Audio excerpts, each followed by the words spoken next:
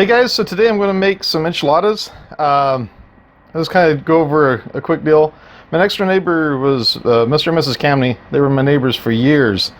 And when I was a little kid, she invited me over to learn how to make enchiladas. So I went over there and she taught me everything on how to make them and everything that way. And so the number one thing she told me is always use Las Palmas enchilada sauce.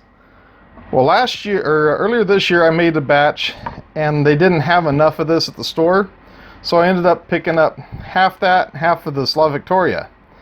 And I've had a lot of people say that was the best combination because Las Palmas over the years did change their formula. So it's a little bit hotter than usual.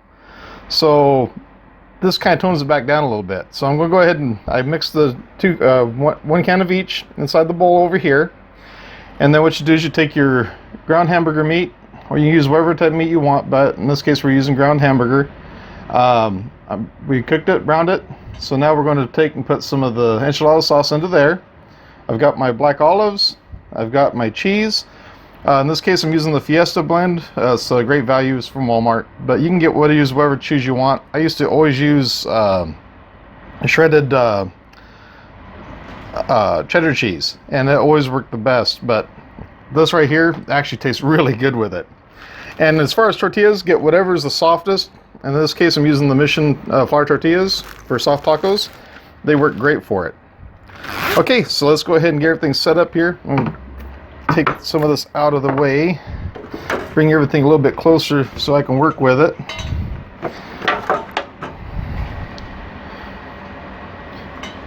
So what you do is you add in your enchilada sauce into the hamburger meat.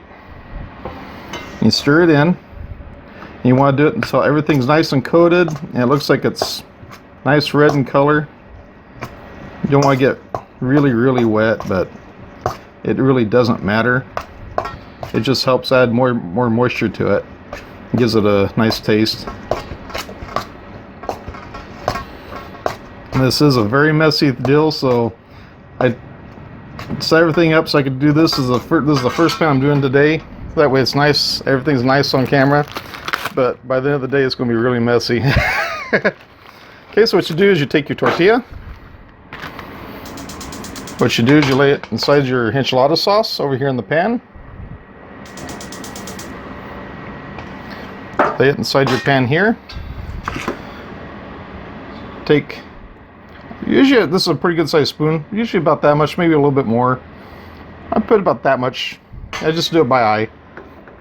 Take about that much cheese, put inside there, bring it over, pull it back, roll it, and push it to the end of the pan. And you just repeat that over and over and over.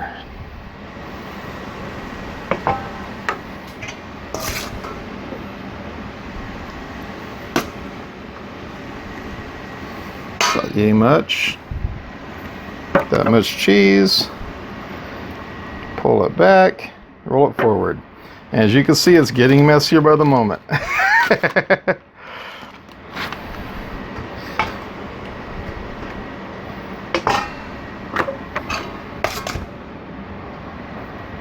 Today I've got double the ingredients I normally do. Normally I'll take 5 pounds of cheese, 5 pounds of hamburger meat, and 6 cans of enchilada sauce, and make 7 of these pans. And no matter what I do, I can only fit about 7 in each pan. I've tried to fit 8 and I just never can get 8 to fit in. And that's the way Mrs. Camany did it. She always did big ones. She didn't do the little tiny enchiladas. She always did big ones. So that's just the way I've always done it.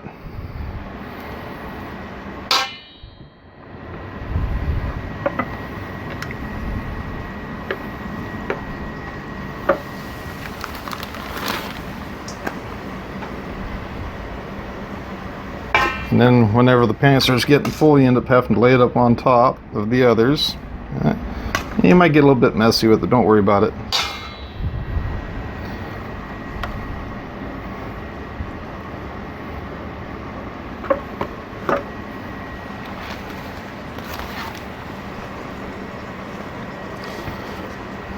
Anyway, like I was saying, today I'm going to be doing double the amount, so all total I should come up with about 14 of these pans.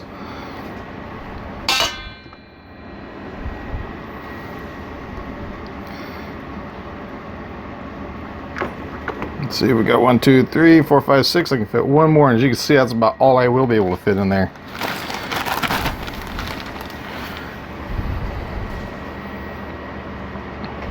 The main reason why I'm doing this video is because I have some friends at work that like the enchiladas and they want to know how I made them, so I wanted to just go ahead and do a quick video on it.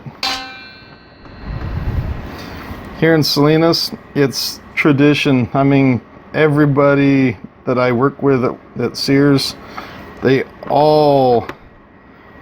families make tortilla, make the tamales, make enchiladas, you name it, they make it, and it's really cool. This time of year we're always trading stuff. Okay, so once you have all that in there, now what we're going to do is we're going to add sauce. You want to put sauce over all the enchiladas. I'll make sure they're all covered.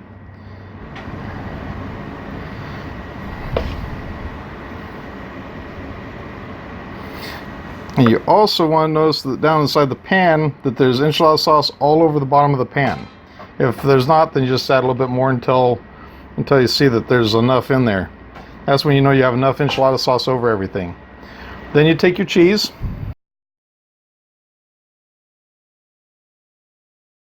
Sorry about that. So now what you do is take your cheese and you sprinkle it all over the top until all the enchiladas are covered up.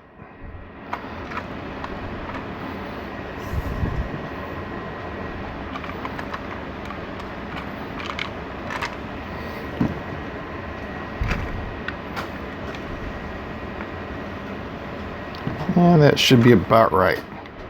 Okay, and then I usually just take the olives and I put 2 to an enchilada. They never stay in place. They're always going to roll off. So don't worry. You don't have to get too particular about it.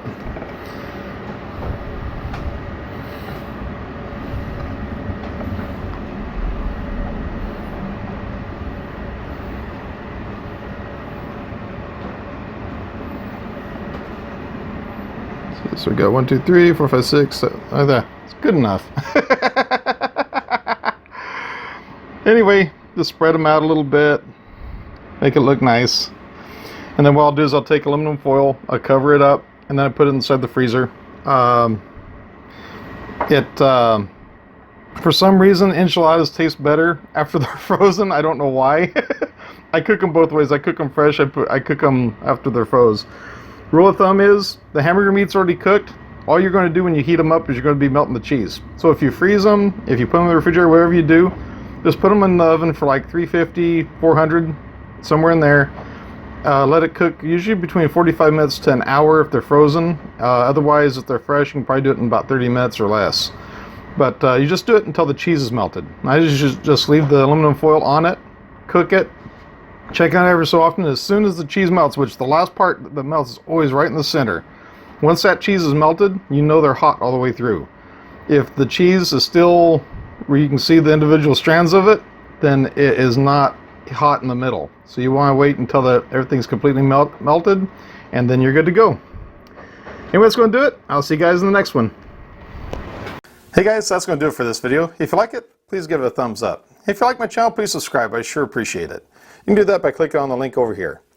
And if you'd like to help out the channel, please check out my Patreon page. You can find the link to that right over here. And if you'd like to take and watch one of my other videos, please give these a shot. I hope you love them. Yeah, I think you'll like them. Have a great day and take care. Bye.